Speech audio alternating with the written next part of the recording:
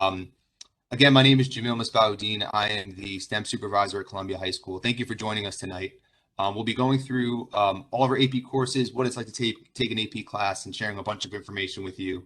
One thing, just like I shared again, how the chat works, how the Q&A feature works on the right side. We're all going to be passing around this presentation. So in the time that we're transitioning, just please bear with us for a few seconds as we pass on from one to the other. Presenting, we're most likely going to be looking right at the slides, and so we might not be seeing some of the questions that you ask, but we promise to get to them when we're off presentation time. And also too, I'll reshare. I'm sorry, the link didn't work the first time. I'll reshare the link so that everyone can have our email addresses too if something comes up later you'd like to ask us. So we'll start now. Welcome everybody. Welcome to AP night, and just a couple of things to kind of start us off. I think it's important to know that Columbia High School is committed to the success of all our students, and in one of the ways that we support that success is through our AP courses, and we want to make sure that everyone's well aware of the opportunities they present, and this is what this night is really all about. So tonight we'll cover all of the courses. You'll have a good understanding of what we offer, the AP exams, the benefits, and we'll close out with just kind of next steps for how, if you want to move further with taking an AP class for your child. So I think first it's good to start with just what is it like to take an AP course. It's important to note that these are college courses taught in a high school. So these are not high school courses. They're not necessarily courses that we design. We follow the AP college level curriculum. And they're very advantageous. They're very rigorous. Students who take AP courses often are taking our AP exams in May. And typically a score of a 3 or higher on the AP exam leads to them potentially having that course count for credit as they go to college. So that's I guess the most obvious benefit is the potential for college credit, but also just exposure to some really rigorous content. And so one of the things we'll talk about more is how these, that looks in different departments. And I think another thing to remember too is, we'll share this again later, is the scoring goes from 1 through 5. And so a 3 is typically like the baseline score that most colleges will accept, but some have a higher baseline. But we'll share with you how you can find specifics depending on the colleges that you're thinking of longer term. I won't read through all these slides here, but just I'll highlight a few. These are just some of the myths and realities of being an AP student. So just a couple. This is one I definitely should point out. This bottom one here, AP. I can't take AP because no one recommended me. So one thing to be clear, at Columbia High School, we don't have a recommendation process for every student who has met the prerequisites for an AP class is eligible to sign up and take the course.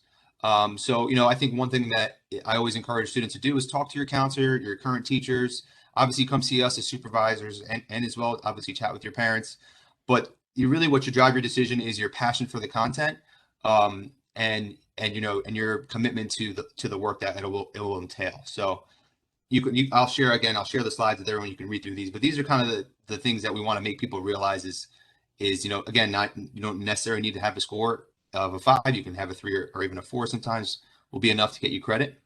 And again, this is kind of our overview here. These are how the 1 through 5 are designated as far as what we feel what the College Board would describe your performance on the AP exam. So if you get a 5 on an AP test, that signifies that you're extremely well qualified with that material, so on and so forth. The link here when we share this link out with the community will that'll take you to a video just kind of overviews the impact of AP credit and the placement on college. But I won't play this for everyone now, but when I share, I'll hop back to the chat and I'll make sure the link works. But this just kind of overviews how this can be a positive impact to your child's future during and after Columbia High School. So next I'm going to pass off to Dr. Robles to talk specifically about the AP courses in the World Language Department. So I'll stop sharing, so bear with us for a couple of seconds. Dr. Robles, I believe you can begin sharing.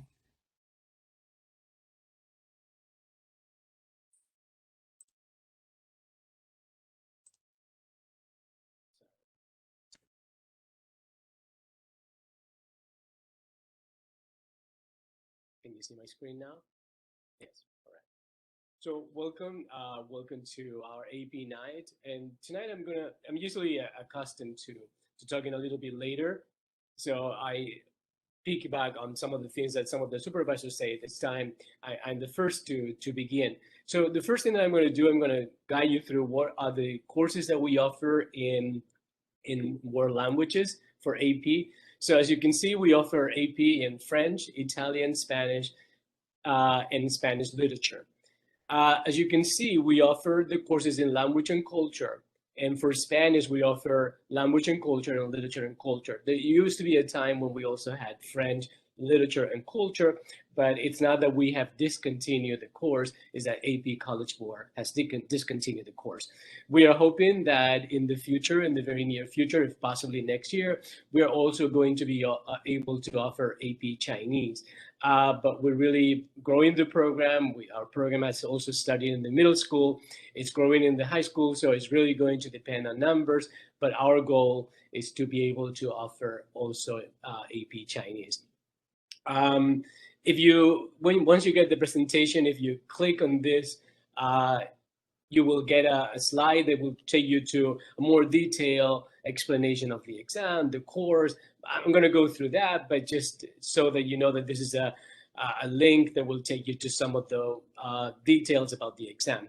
So usually to understand, I think that one really important thing to understand about AP, particularly for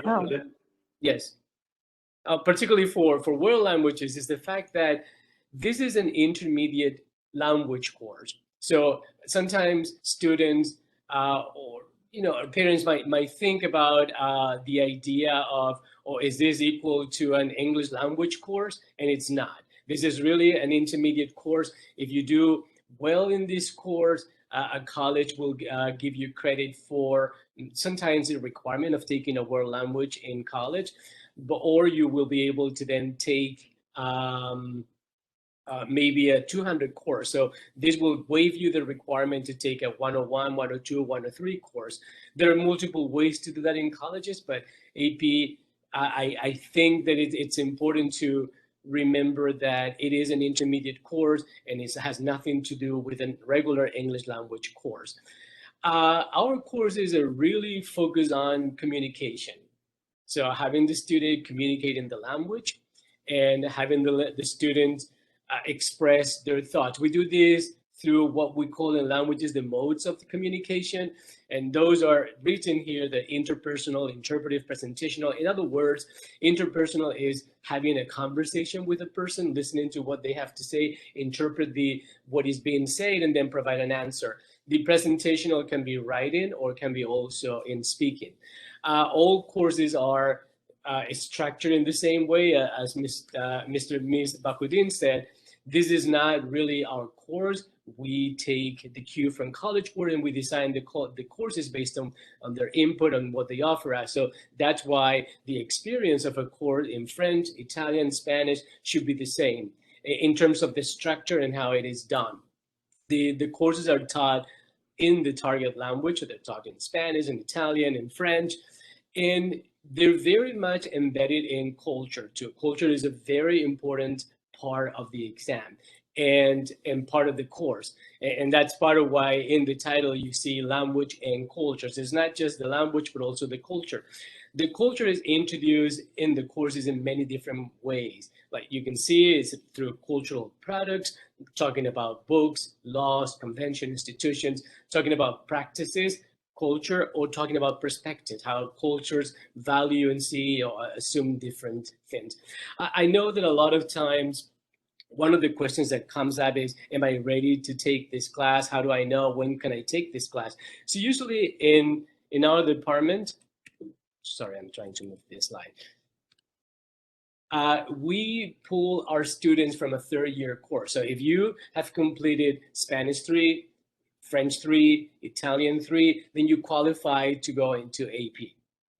So most of the times, once you have completed a third year of Spanish, French, or Italian, or Chinese in this case too, once we finish with that, you will be able to opt to take a AP course. Should you not decide not to take an AP course, you can continue to the following year and do a year 4, and then the next year do that. But that only it's available if you're taking Spanish or if you studied a language at a different level in the high school. So in Spanish, because we offer Spanish in the middle school, you enter the high school in Spanish 2. So you can take 2 years, and then the next year take Spanish 3.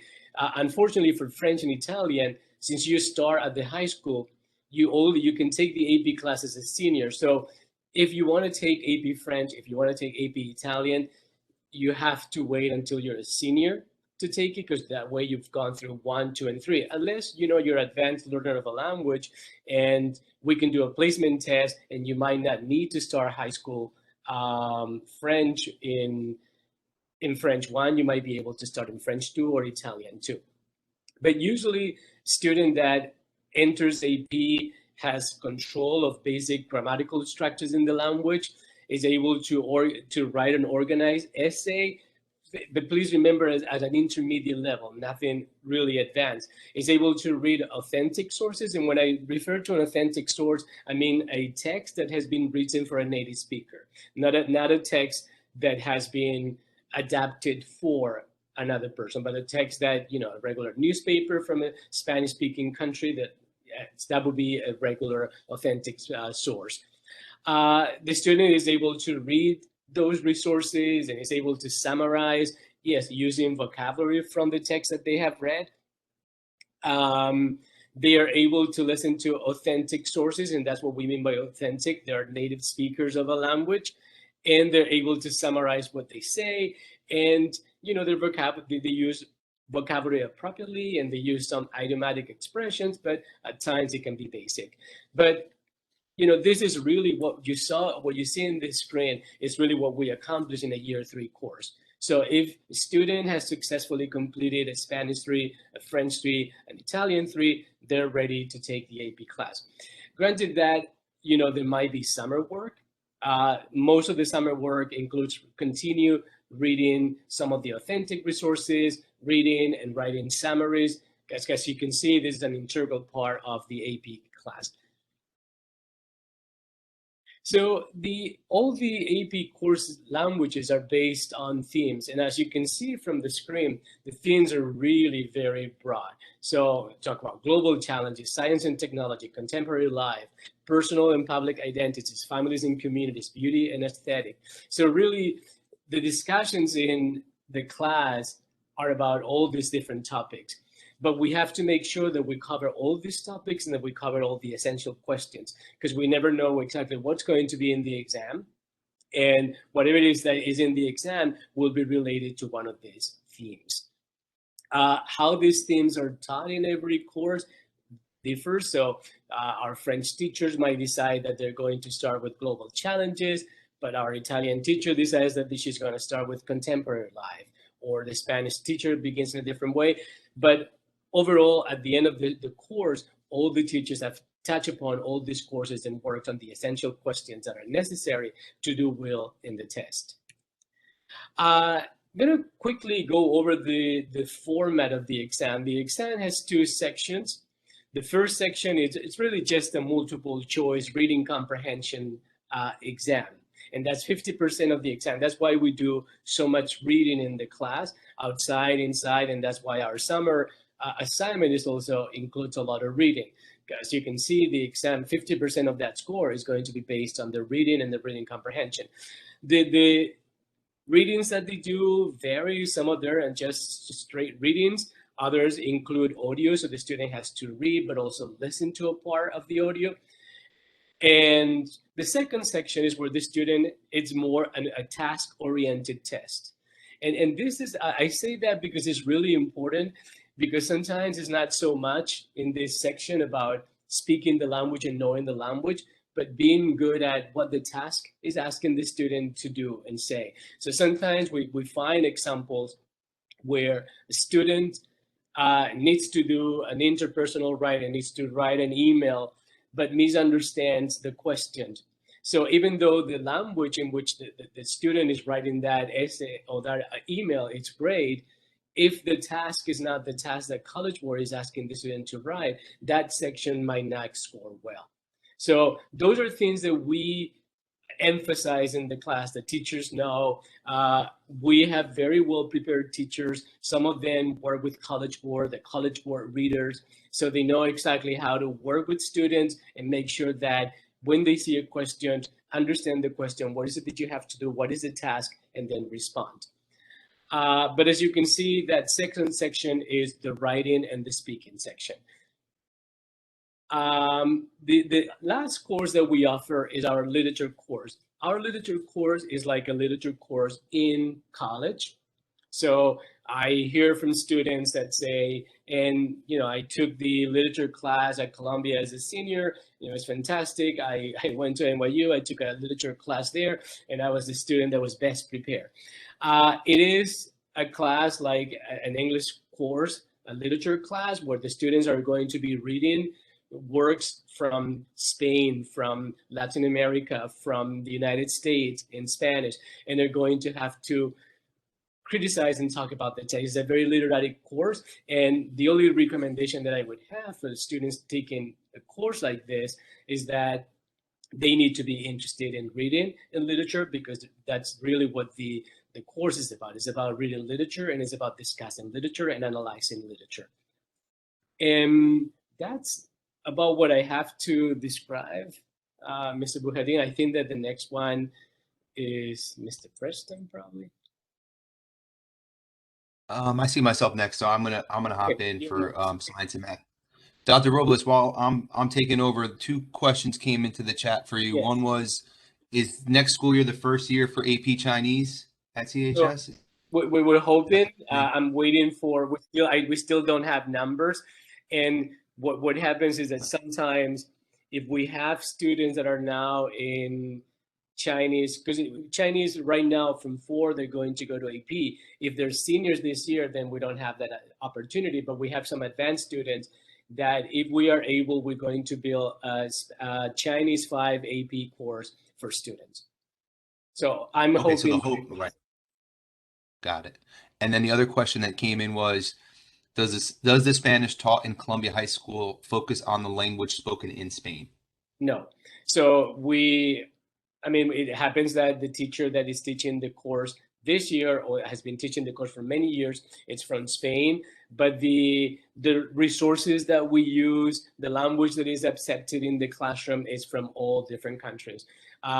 There's no one particular Spanish that is correct, and we make sure that students know that, and that we value the Spanish that is spoken in all Spanish-speaking countries.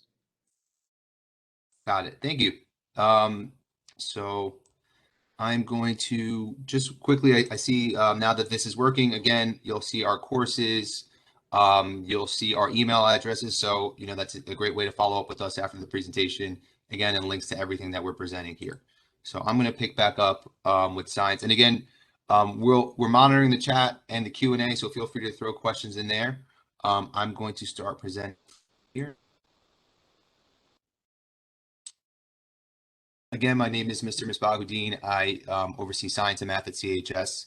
And so I will begin to talk about first our science courses and then our math. So what you see on your screen now is just all of the AP science courses that we offer, what grades students are eligible to offer. And then I added just in the bottom row here, some potential college majors for students that choose these classes, because, I think it's always important when I talk to students, okay, you're interested in this AP course, what are you interested in doing after you leave Columbia High School? Because that's a good way to know if it's a match for you. And then I just want to draw your attention to this far right column. What you'll see here is some alternate offerings. So maybe you take AP chemistry in 11th grade and then you want to take something different in 12th grade, or maybe you're just interested in some other options that we have. So the courses that are in blue are all of our semester courses. And also I want to highlight the ones that have the asterisks with them. There are courses that we're working on getting for dual enrollment. Some of them are already approved for dual enrollment. And let me just explain what dual enrollment means. Dual enrollment is a course, it's different than AP in that it's a course that we offer and we design and we create the test for, and we partner. Right now we have a partnership with Seton Hall, and provided that our students do well in the course, then they don't have to take an AP test, but they can get credit through Seton Hall that could transfer to other colleges for that course. So I'll give you an example. This year, I should have marked anatomy too. We're offering anatomy as a dual enrollment course. And so anatomy students who decide to sign up through Seton Hall will take our course in Columbia High School with one of our teachers. And provided they do well and they're interested in getting the credit, they can pay for that credit through Seton Hall, which could then be transferred elsewhere. So it's kind of the reverse of an AP. It's our class that a college gives credit for instead of a college class that we're kind of running high school. All the AP courses meet 7 periods a week, and all the AP courses in science include a summer assignment that we give to the students in June for them to work on throughout the summer. In the next few slides, I will go over just an overview of the courses, and again, we'll share complete links to a full overview of the classes, and if you want to find anything about the syllabi and what's covered. But for AP Chemistry, it's important to know that, especially for our parents of younger students, our sequence at Columbia High School is that every student goes into biology as a freshman, then physics, and then chemistry. You could take chemistry at the academic or honors level, but we do offer students to go right into AP Chemistry at the beginning of their junior year. So some high schools don't allow that, some do. The ones that don't, they require their students to take an intro chemistry course first. So because we're allowing students to go right into AP Chemistry, it does sometimes feel like two years of chemistry in that 1 year. These are some of the key skills, and there is a math prerequisite, meaning you have to have completed Algebra 2 before you take AP Chemistry, just because it's a math intensive course. Our other AP course that is very math intensive is AP Physics. And one thing to be clear on is this course covers both mechanics and electricity and magnetism. So what that means is that when students in AP Physics are ready for their exam in May, they actually take 2 exams, one on mechanics and one on electricity and magnetism in May, which could ultimately lead to them getting credit for 2 different physics courses in college. Obviously, it's a very challenging course. It builds off of the sophomore year physics class, and students in this course have to be in calculus or have finished calculus by the time they take the class. And then on one of our, I would say probably our most highly enrolled AP classes is our AP Biology course. So these are some of the key topics here. It's less math intensive than the other, but more, I would say, reading intensive. So if your passion leans that way, AP Biology might be a great place for you to extend your science career. And then finally, AP Environmental Science, and it's kind of a mix. It's not, there's some math involved, but not as heavy as I would say the math and chemistry and physics, and some reading intensive. Is definitely a combination of really all the skills students build throughout the 3 years, leading into senior year where they could take AP Environmental Science. This is just an overview of all the exams and just when they happen in May. And again, one thing to clarify is these are dictated to us by the College Board. Every year most of the years they don't change the exams year to year as far as the format, but every year they give us the schedule, and it's like, hey, the AP Chemistry exam is going to be on May 5th at 9 a.m. And that's every AP student is taking it at that time, and so on and so forth. This just gives you an overview of how the tests look and how they break down between multiple choice and free response. And so I'm going to transition now to science. I know I see some chats coming in the corner of my eye, but I'll check in to them once I pass off after the math slides. So for math, we have a total of 5 AP classes, 2 in calculus, 2 in computer science, and 1 in AP statistics. And those courses, when I'm listing on the bottom row here, are the prerequisites, meaning what math course do you need to complete in order to sign up for this next course. And then on the far right, we have some alternate offerings. So some students finish some of these courses before their senior year. Some students take Calc BC as a junior. They're still interested in Calc, so they may take Calculus 3 or linear algebra. Right now, discrete math is also an offering some seniors take. It is a dual enrollment course. 2 new courses I want to highlight are statistics honors and cybersecurity. Cybersecurity comes after our AP computer science classes. Statistics honors is a nice option too for our students that are interested in math, but maybe not willing to pursue the AP statistics route. So I think it's important to know all of your options. All students are expected to take the AP test. As of now, only our calculus AP courses have a summer assignment. And so just to give you an idea, it's kind of reviewing the prerequisite skills for pre-calculus to get you ready to go in September. On the next few slides, I'll just go over a few of kind of the overviews of the courses. So calculus A, B, and BC. Why take it's definitely our most popular AP course. It's probably our AP math course, I should say, probably our oldest AP math course.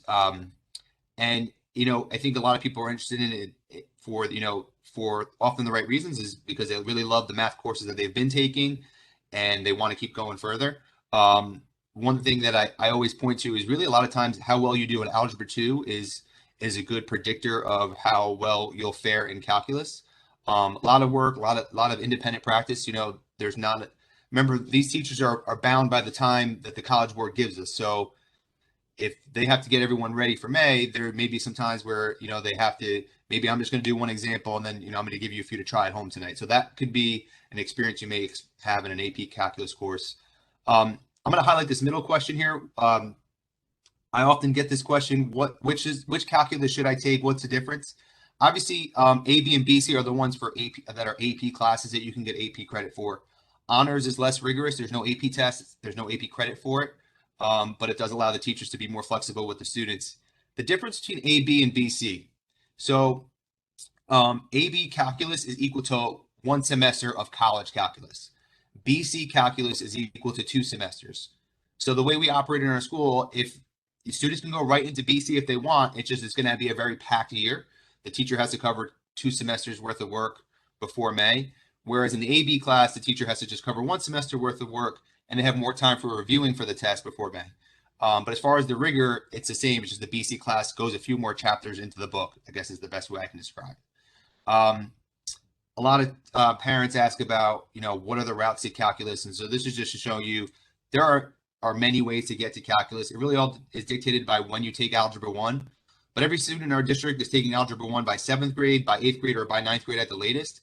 And all of these students have routes to calculus. So, there's nothing to really feel rushed about. If that's your long-term goal, you could definitely get to calculus by or before your senior year. The next course I want to talk about is AP Statistics. And so that just is a little different from the typical math sequence. It doesn't necessarily follow that Algebra 2 pre-calculus route.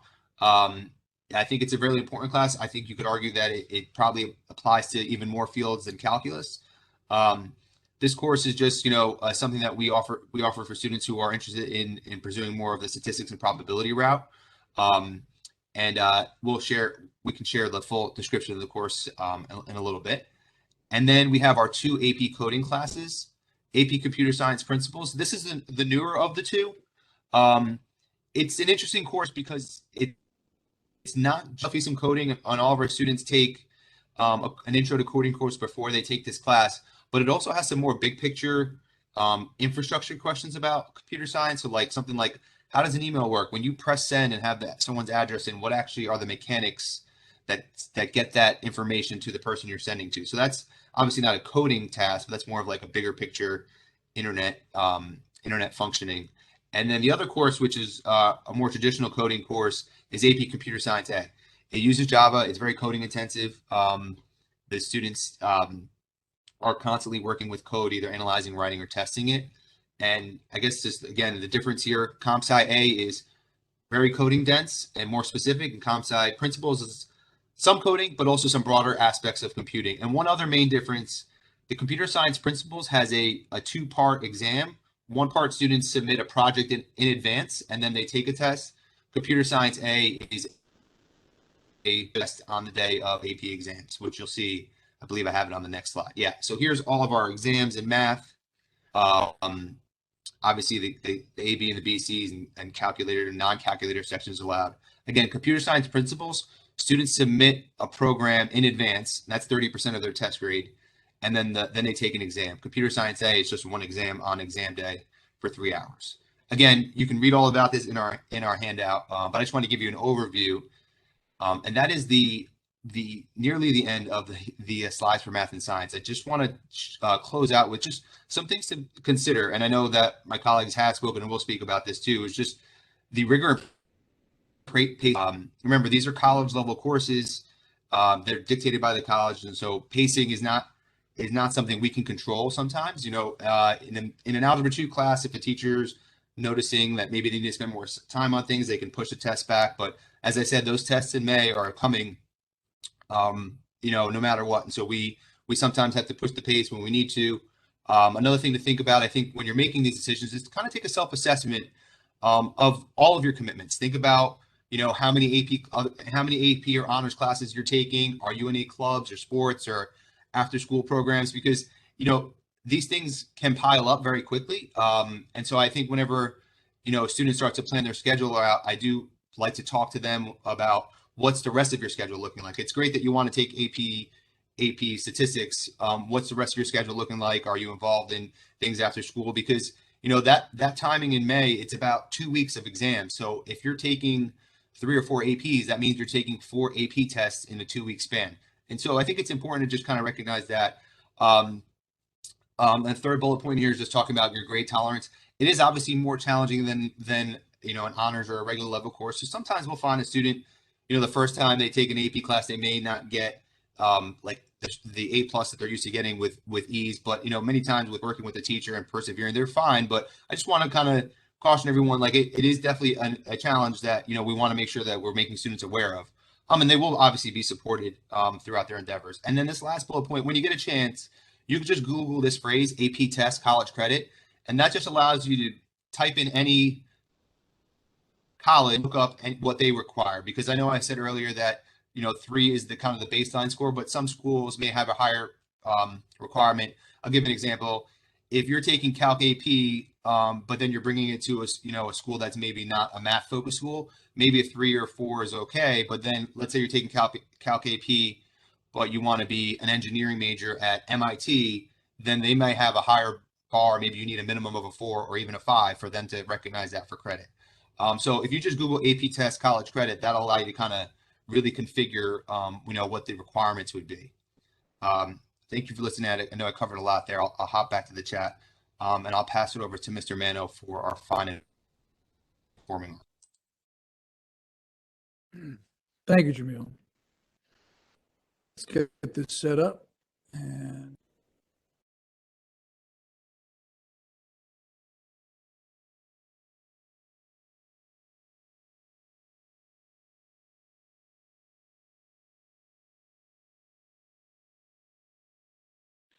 okay, we're trying to get into the present mode.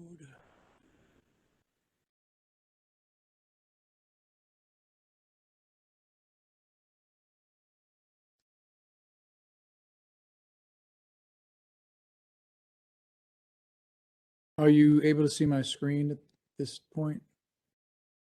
No. Not yet, Mr. Mano. I think you got to click the share button on the bottom of your WebEx. Got it.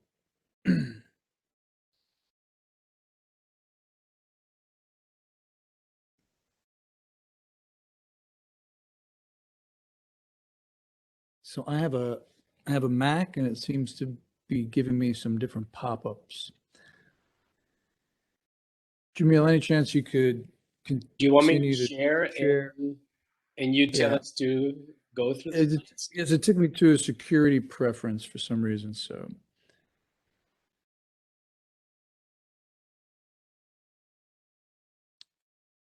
Ramon, I'll make you the presenter, and if you don't mind, you can just share right at Performing Arts there.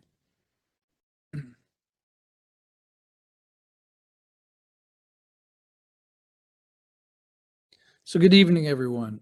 I'm James Mano, Supervisor of Visual and Performing Arts at the district. And we have 3 AP classes. The first one on the slide will be AP Art History. And this is the description of the course that you can also find on the Columbia High School website in the course catalog. And that would be in I believe, the guidance portion of the Columbia High School website. So you can look up the course offerings, and this is what it is in terms of description.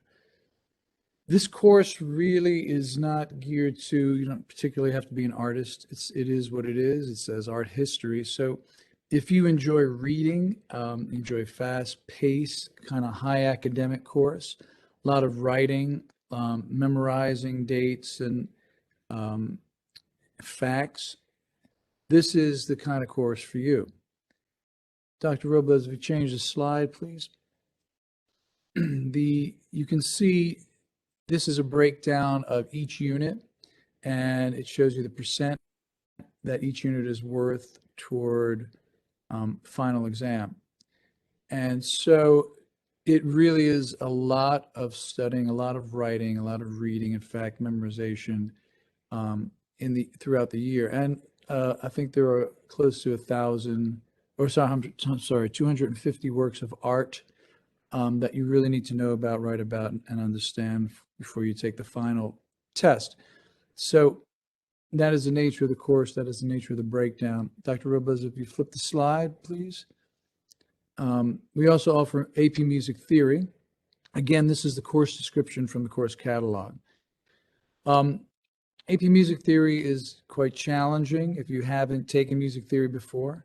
We're very fortunate that we have a new theory and music tech teacher, and she, since we staffed that position, she's been able to add a course, Intro to Music Theory. So that's a good place to start if you haven't had any music theory or music training. And from there, you can decide, if you want to continue and move towards the AP Music Theory course. I would say, and I usually say to folks considering this, if you today could not tell me what the notes are of a D harmonic minor scale, sing those notes and write those notes, AP Music Theory would not be something you'd want to take next year.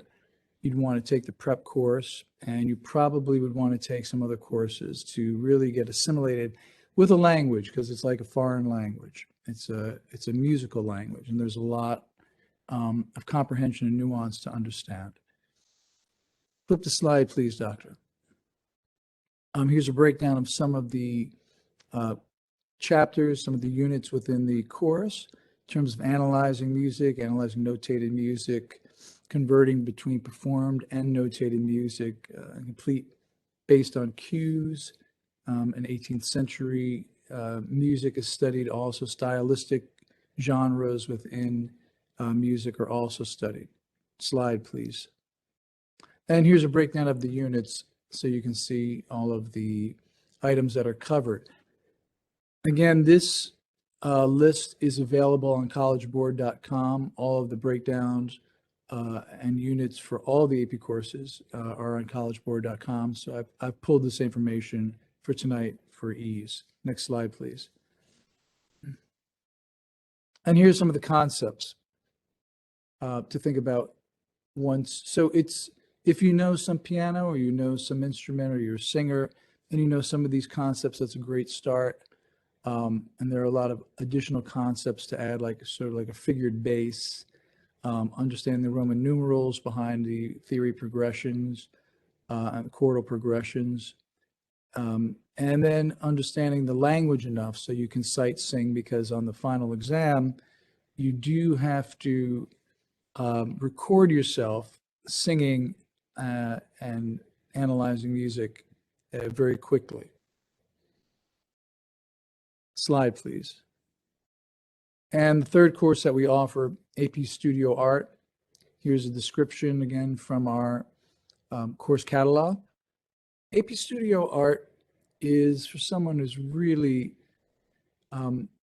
high-level artist, and we do offer Art 1, 2, 3 to scaffold up to the AP course. So if you're a freshman and you're in Art 1 or in one of the design courses or drawing course, that's great, and you can try to scaffold up. If you're taking art outside of school and you have a lot of background and a lot of skill, and you've only taken maybe Art 2 or Art 1 or in Columbia High School, we can do a portfolio review with the teacher, Mr. Maynard. He's a wonderful teacher. He's also in college as an adjunct, so he has a lot of good connections and understands what's needed for this course in order to help your child pass and do well. Slide, please. And so there are 3 sections. We have the quality, the concentration, and the breadth. And this breaks down how many actual works will be done in the class. right? 5 actual works demonstrating 2D design and concept and composition, and then 12 digital images, and then 12 digital images for the breath also. So this is the rigor of what has to be created in terms of portfolio by the end. Course slide, please. Thank you. Here's some samples of AP Studio Art from last year in Mr. Maynard's class. You can see everything from drawing and gradient, shades of gray, to portraits and still life objects. Slide, please. There are 3 opening prompts that they use to help the students assimilate and really kind of figure out that how they're doing themselves in terms of prompt drawing and creativity and speed. And here's one of the assignments and a sample of a student that executed the assignment in terms of twisting a plot twist. And the second one of, go ahead, that's fine, Dr. Robo. The second one of a static and dynamic pose. And then the third assignment would be drawing a watch or another piece of jewelry. Again, these are all prepping towards larger assignments for the breath and the concentration. And this was the results from last year. We did quite well, even though it was very challenging through the COVID time. Classes and the teachers still really did well. You can see that for APR history, we were at 3.52 and the global mean was 2.84, so we're above that. AP Studio Art, we were at 4 and the global was 3.5, and 2D, again 4 and the global was 3.41, so we did quite well there. And then the AP Music Theory, a little more challenging, again, but still the students that took it, we were at 59, so pretty close to the global mean score in AP Music Theory. And I saw a lot of different questions popping up. I didn't get a chance to read them. Let me see.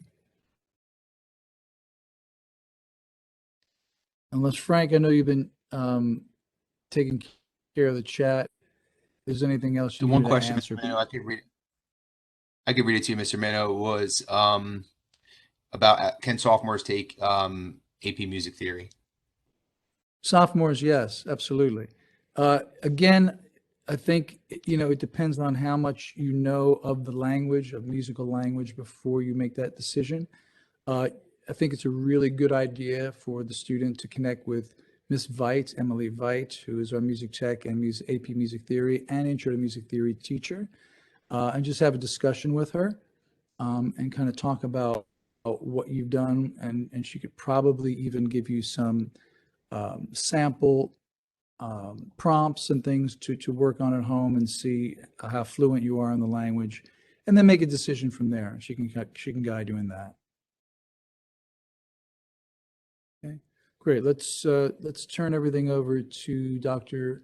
Jane Bean Folk.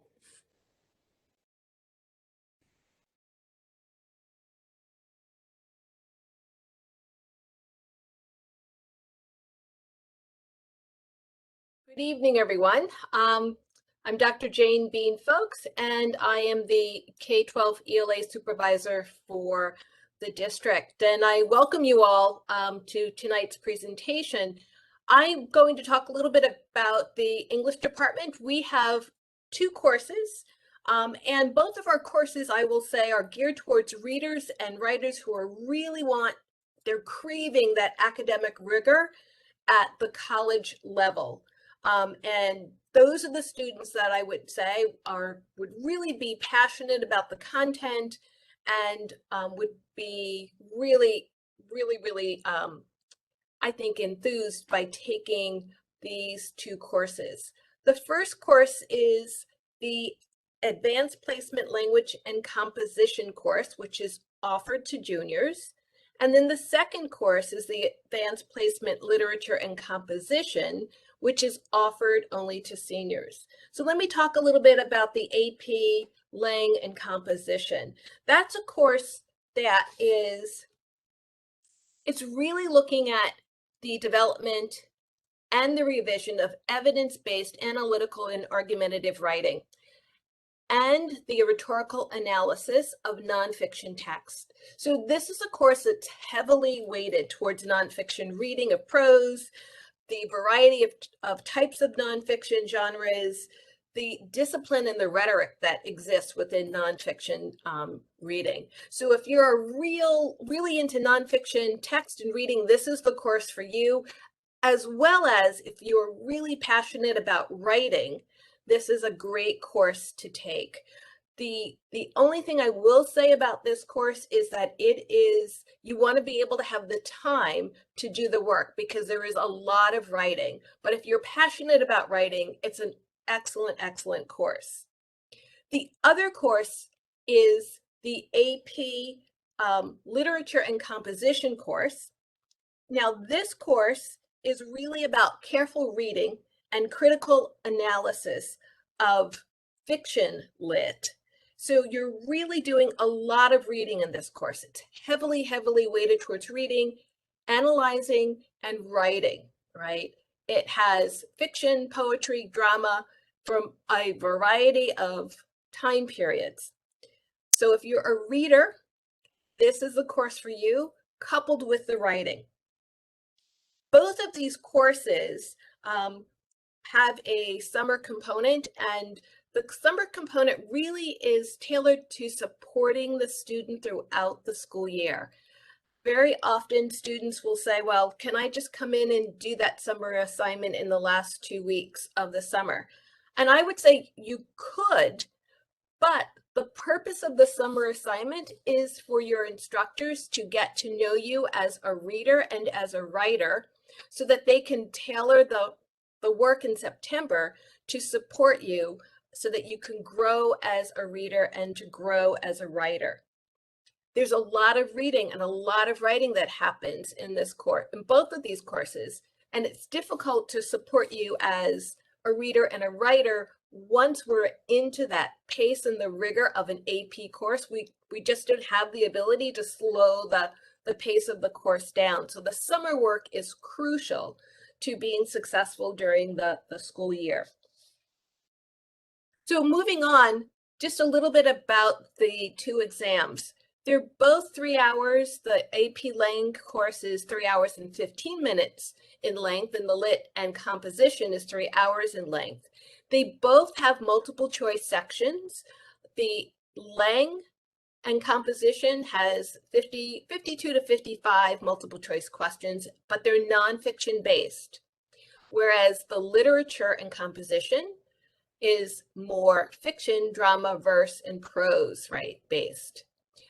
Both exams require writing, and writing at a very high sophisticated level of writing, which will require synthesis, rhetoric, analysis, and argument. In the Lang and Composition, and in the Literature, it's really about literary analysis of poetry and prose, right, that the students will have to do in order to respond, right, in this essay. I would say all of the students who take AP Lang and AP Lit really relish the chance to be passionate about their reading and passionate about their writing. And the one word of advice I have here is just make certain that you have the time to do that reading and to do that writing in order to be successful.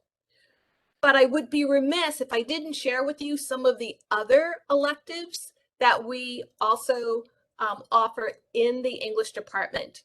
And there's currently one course that's a dual enrollment course, so it's with Seton Hall, and that is the Gender Studies course.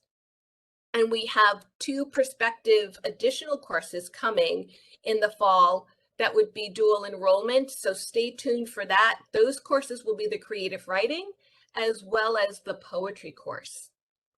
But the other honors level courses, right, that are really in support of the work that one would do at the university level would consist of courses like the American Literature, and the African literature, contemporary literature are also really supportive of moving into that university level of writing.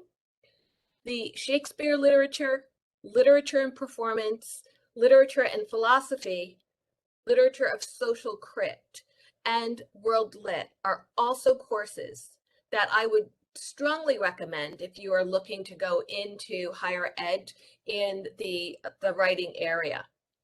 There are two courses that I will do want to bring to your attention that if for certain universities you need to check in advance of taking the courses, and that is the journalism course and the research and debate course. Not all of those, neither one of those courses may be acceptable in some institutions. So I want to give you the heads up on that. But overall, I would say the instructors in both of these courses have been extremely successful through the years with their students on the AP exam. They work tirelessly with the students, but again, make certain you've got that time to do the reading and time to do the writing in order to be successful in this course, because once it starts in September, we can't really slow the pace down because we do have that exam coming up before we know it in the spring. So that's all I have to share with you tonight about the English department. So I will turn this over to Chris Preston for the Social Studies department. Thank you, Jane.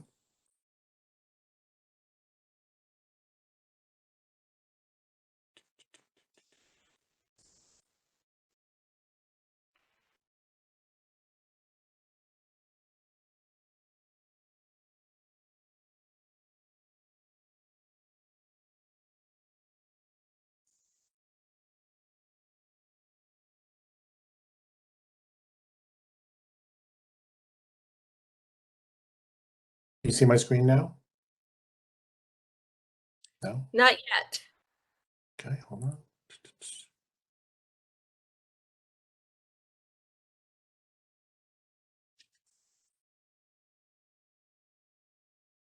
Yeah, we're good. Yes, great. Thank you. Welcome, everybody.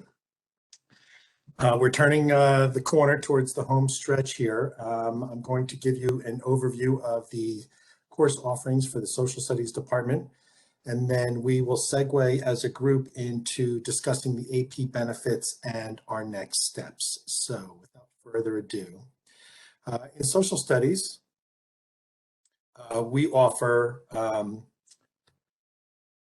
courses, and really beginning as an AP certified course in grade 10 and 11 with US History 1, US History 2.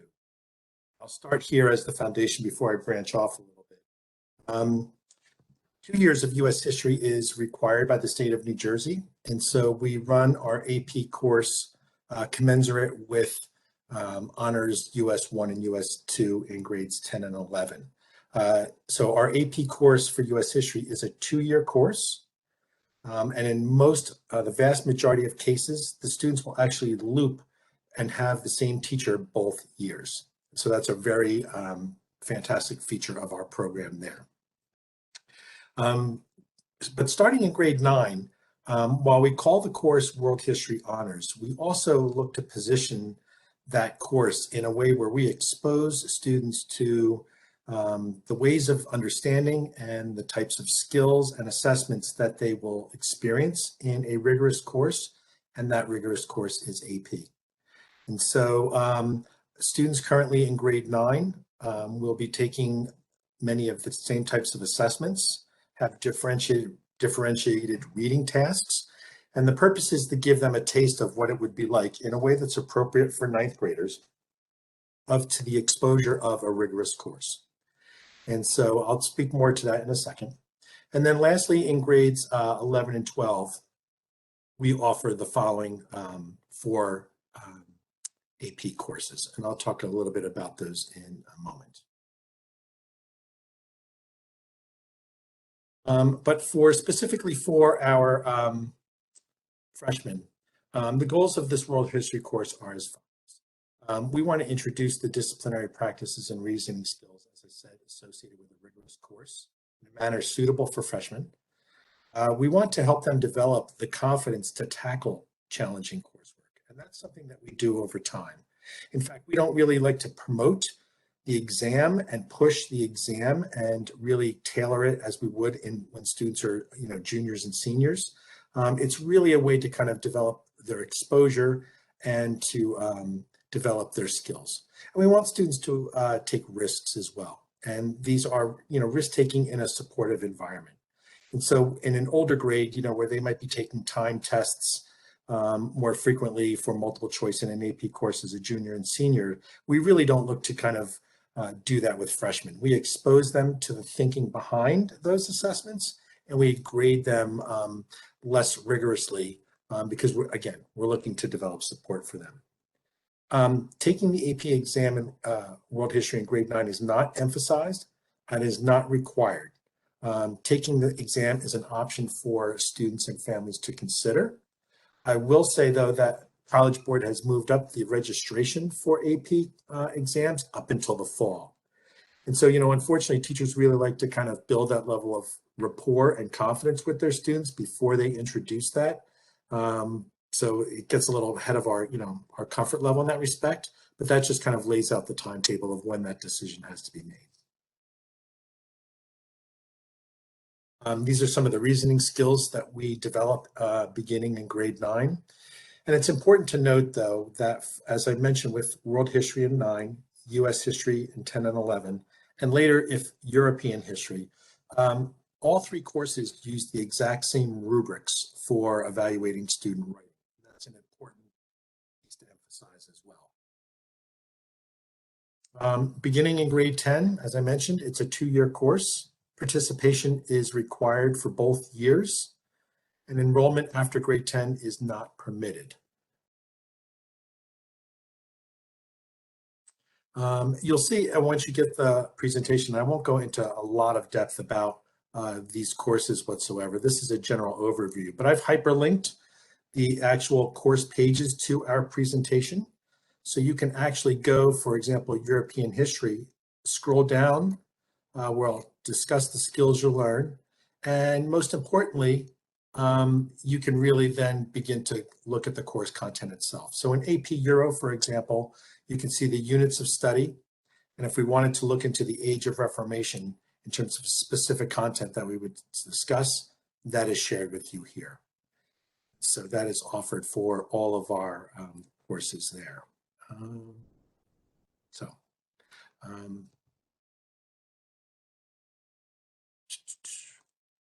I will make the distinction in terms of government, politics, United States, and comparative. Typically, students would discuss or take government, politics, United States, which looks at the government and political system of the United States in particular. And then the comparative aspect examines 6 countries: China, Iran, Mexico, Nigeria, Russia, and the UK.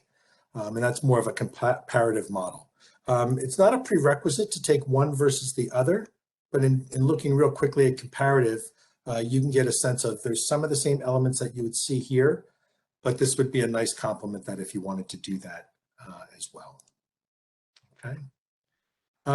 We do not have prerequisites for our AP courses. Students are allowed to sign up for AP courses. I think it's important to note, though, that there's a couple of readiness indicators which we have found that students who possess these attributes or are in the process of developing these attributes stand well positioned to be successful in an AP course. It doesn't mean that they all have to be mastered at this time, but having this conversation with your students and knowing them gets to topics addressed by my colleagues and thinking about AP course load and really what's the most appropriate courses to take. And so the one piece that's interesting is bullet 2 possesses a keen interest to ensure a lasting commitment to the subject. Students should not be taking this course because all of their friends are. It should be of a topic that's really of interest to them or something that they would love to know more about. Typically what will happen in the beginning of the year is the enthusiasm and the energy and the workload, which is definitely a little bit greater for sure. They have that energy in the first quarter, But then they come to the realization that with second quarter and third is that pace and those demands don't stop. And typically, especially for juniors and seniors taking the last 4 choices that we have, that pace of instruction, you're expected to kind of just adhere to that going forward. So that's something to kind of keep in mind. There really is no let up. And oftentimes in the beginning of the first quarter, teachers of AP will just kind of acclimate students, especially if they're new to taking AP for the first time, to kind of, things. And then as they go forward, as I said, things start to amp up a little bit. Student participation, actively and constructively, contributing to classes, participating in demanding tasks, is something that I think positions students really well for AP. A few questions for students and families to consider. Why do I want to take this particular AP course? What are my academic goals?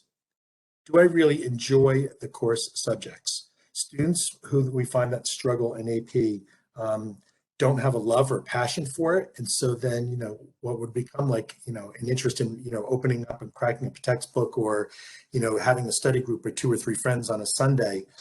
If a student is going to find that to be a chore, then that just really makes things difficult for students for sure. And how much time will I have given my other responsibilities, be they extracurricular, job, home, family obligations? Those are all important things for us to consider. There's a couple of interesting sites here that are specifically for parents and families. I'll just briefly highlight kind of what you would be diving into. I don't want to go down this rabbit hole too far for sure. But especially for parents or students of first-time AP students or first-time college students, there's a lot of resources that college provides for kind of think about earning college credit. How does one get a head start? Kind of thinking about students and what their perspectives are. So that's an important thing for a resource for you as well.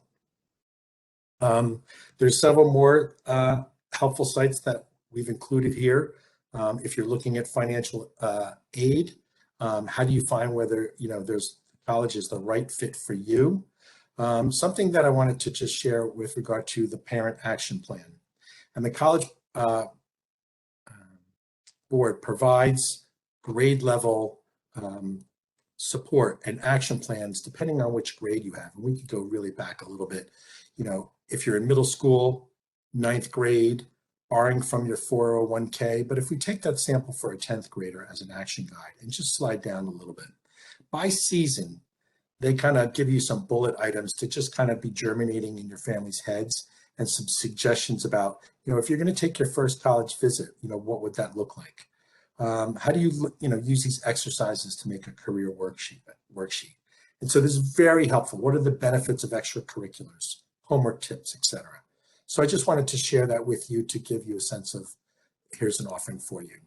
Another thing too, that I'm just going to piggyback on Mr. Misbahoudin, he had mentioned about connect AP to majors and careers.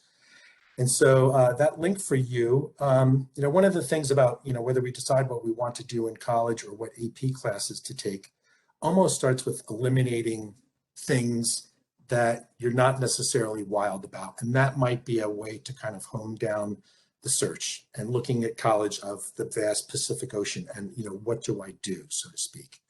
And so connecting APs to majors and careers, if you pick something such as history and social sciences, and then you picked a particular subject, I'll just pick a course that we offer.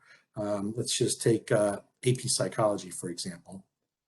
And then what it does is it offers 2 things for you. It'll, number one, discuss the skills that you'll learn, but the nuggets here are kind of like the types of majors that are offered here. And so if you look up anthropology, for example, you'll get a brief description and just outline what that particular major entails.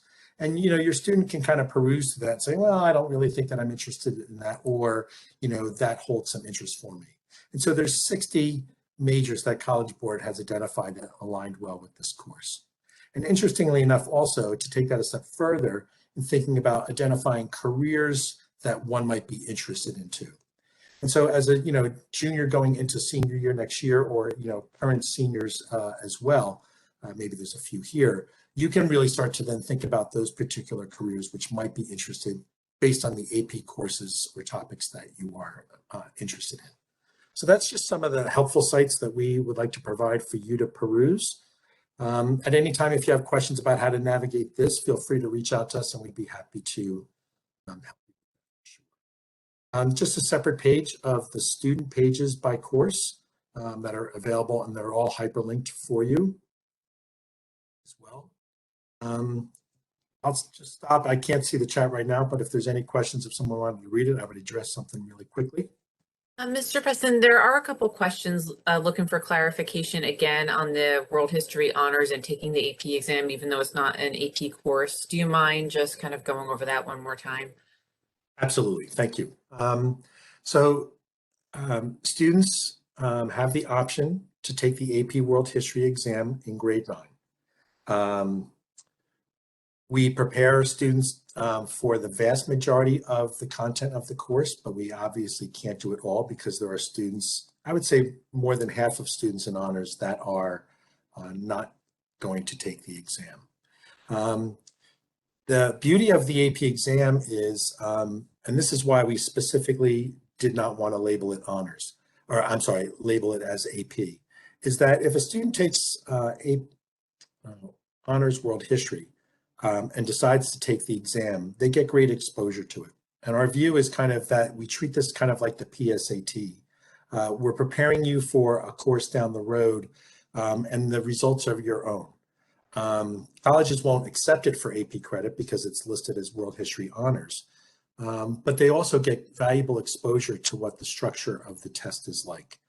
And really for AP World History and then subsequently US 1 and Euro, the structure of the exams are all the same. So I encourage students, and when I'll meet with 8th grade students in February in both buildings, I'll be really promoting that in a way to just kind of, take a shot at it. If you don't do well, no one's going to know about it. If you do well and score a 5, and we do roughly get a handful of freshmen who do score 5s on the World History exam every year, anywhere from 10 to 15, that's a good thing to put in a college essay about, how you challenged yourself and, overcame something that, was kind of daunting. And so while there's no necessarily gain that a college would necessarily recognize, I think that there's valuable ways, not only from experience, but promoting, this risk-taking that you did. Was there another question associated with that I should address? And if not, you can feel free to, email or call me at school. I'd be more than happy to speak with parents in particular about that for sure. Okay. All right, colleagues, I'll take lead, but if somebody wants to just jump in, please just jump in, please. So some of the benefits, as I mentioned before. College credit will depend on the course and the university, and Mr. Misbahuddin gave a source for you to find that out. This is the search details to find out whether or not you can get credit for a course, and they provide that information up front. One nice benefit as well is that I would say that you can then, if you get credit for a number of courses, that just allows students to go into higher level courses sooner at college, which is a benefit for sure.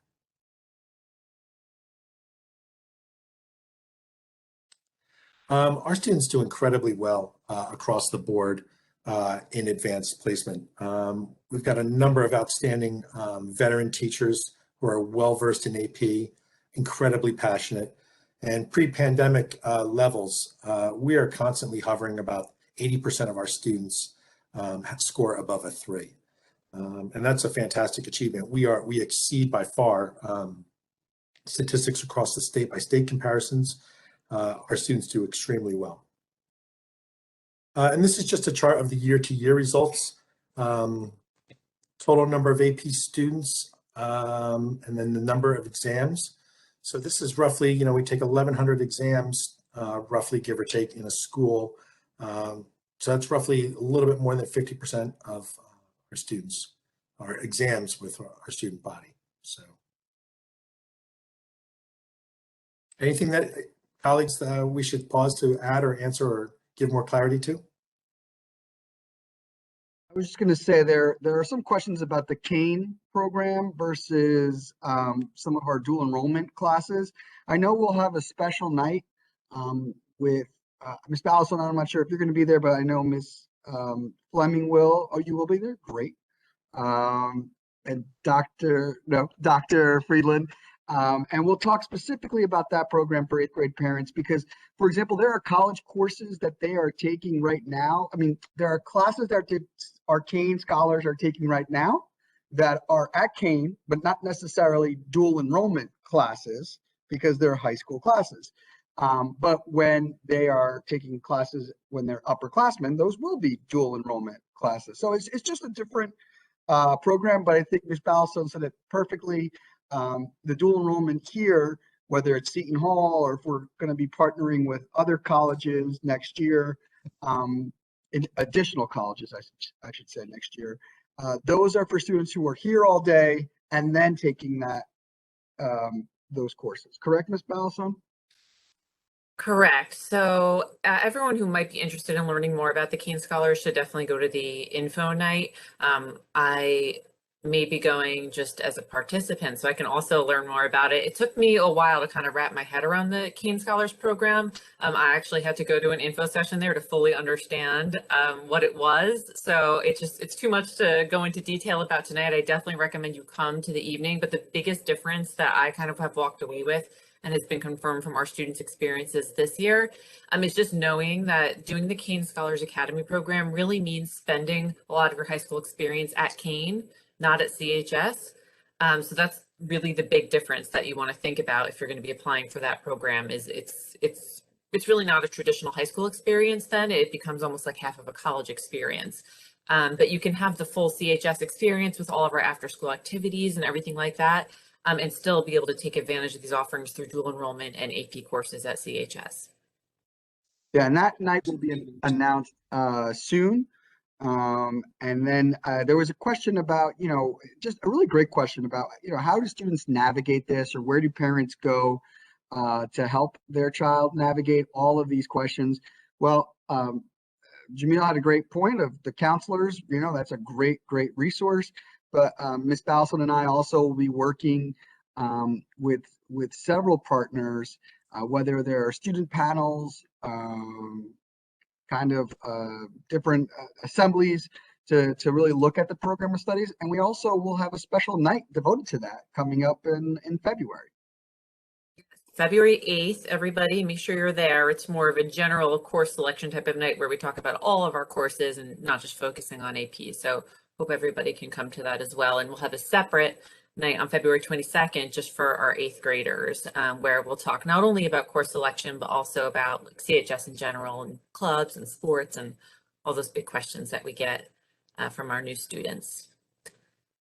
We'll also, once we close out at the end of the night tonight, I'll get everyone's anyone that's in the chat, I'll be able to get or in the meeting, I'll be able to get your email address. So I'll send a mass email with all the links, the recordings. Also, we can also publish this on our website too. So if you're having trouble with links or searching for links, we'll definitely share everything. One question I think for Mr. Preston was, I think a student was asking about taking the AP US exam after sophomore year, but I don't believe that that's how it works. I'll let you respond to that. Yeah, thank you very much. No, you would take the exam after your junior year. And so the course is only half finished by the end of sophomore year. So end of junior year. Yep. And can I give a shameless plug for the Counseling Center website? I recommend definitely getting on, if you go to the Columbia High School website and click on counseling, there's a lot of good information on there about so many things, but regarding this, if you wanted to click on the course selection page, all the communications that were sent out about this are posted on there. If you need to refer back to them, there's really detailed information about the timeline, about when your students will be able to meet with their counselor, all the instructions, links, everything like that. So definitely make sure that you go to the Counseling Center's website off Columbia High School and then click on course selection. Great. So this slide here I've just left up for us to take a look at, so I don't think I need to really highlight it all that much. I think it's been emphasized in other slides as well, in terms of, important conversations to have at home, thinking about, course load and obligations as well. And given the guidance information in terms of the deadlines and enrollment periods, and our ease of kind of communication with families, we're more than happy to kind of help support. So I think we talked about this. Summer assignments, just emphasizing across the board, as they occur in most AP courses. We've tried to scale back over the last 2 summers for sure, given that they were COVID. I'll only speak for social studies. I think it's kind of engendered a conversation of, are we really compromised because we used to give, lengthier assignments that we can accomplish the same goal in giving, smaller assignments that don't demand as much time. So that's a conversation we will be having, but just know you need to plan a portion of your summer to kind of just get a sense of what the course is like, and kind of just a taste of kind of what the expectations will be, at least for the beginning part of the course. Roles of parents and guardians: encourage support for your child for sure. And then one thing that I would also say is, developing in students that ability to self-advocate and really helping coach them through situations of sitting down, having a conversation with a teacher, talk about things that, whether you're struggling on a particular area, what you need help with. The teachers are very supportive and very helpful. But, kind of like in a college situation, you don't have to go to the teacher, but learning to kind of develop those self-advocacy skills to kind of work with your teachers in your best interest is something to stress as well. Yeah, to piggyback off of that, that's a great experience for a student. And sometimes it's their first time is when they have an AP class where they realize, oh, wow, you know what, it's good for me to maybe get some extra help or follow up with a teacher. There's a question. I'm sorry, I'm just not sure because I haven't used the Atlas website for curriculum, but there is a question about how can we review an AP syllabus. Now, I know you can get that at the AP website, but our specific courses, can parents go to the Atlas website to see a guide perhaps of one of the AP courses? Yes. Yes, and most teachers also will post them on their campus pages while you're in the course. But yeah, if you want to look in advance, every AP class curriculum will be on Atlas for teachers to see, or on Atlas, I should say. Okay, I think we should, I'm sorry, what, oops. No. Oh, you can still see me? To stop sharing at this time.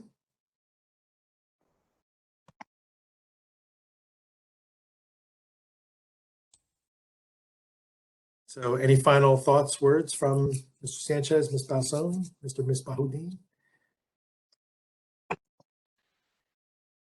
I know that Just this is a lot. So you can obviously let it kind of simmer over the next couple of weeks. There's a lot of questions here about the timeline. There's definitely no rush to decide what you're doing. So that's why we kind of have these little information sessions planned over the next few weeks. You can kind of take it all in, let it sink in, talk as a family, read through all the materials that we've provided. And then April 1st is the deadline for making your selection. And of course, there's an opportunity to request a course change over the summer after you get your schedule. Of course, it's on a space available basis, but there is the opportunity to do that. If you sign up for a couple APs and then you're home over the summer doing the summer assignments and you're just really suffering and you just feel like it's not for you, you do have a chance to move out of it before the school year starts. So even though this feels very pressure filled, there are opportunities to still kind of ruminate about what you want to do. And I know it's a popular question, like how many should I take? What do I need for college? And it's really impossible to answer that in a general way. It's a really individualized response based on each student, which colleges they may be interested in, what else they have going on. But I think the only way we can answer that generally is to say that you want to make sure that you're maintaining and or increasing rigor each year. If you're doing well, which means like A's and B's in your current classes, then you want to increase the rigor the next year and, you know, add an AP. Or if you're not in honors, then add a couple honors, and think about doing AP the next year. So you definitely want to think about like the whole sequence of the 4 years and how you're going to build upon the rigor each year as you move ahead, and ultimately take an AP course is our goal for you.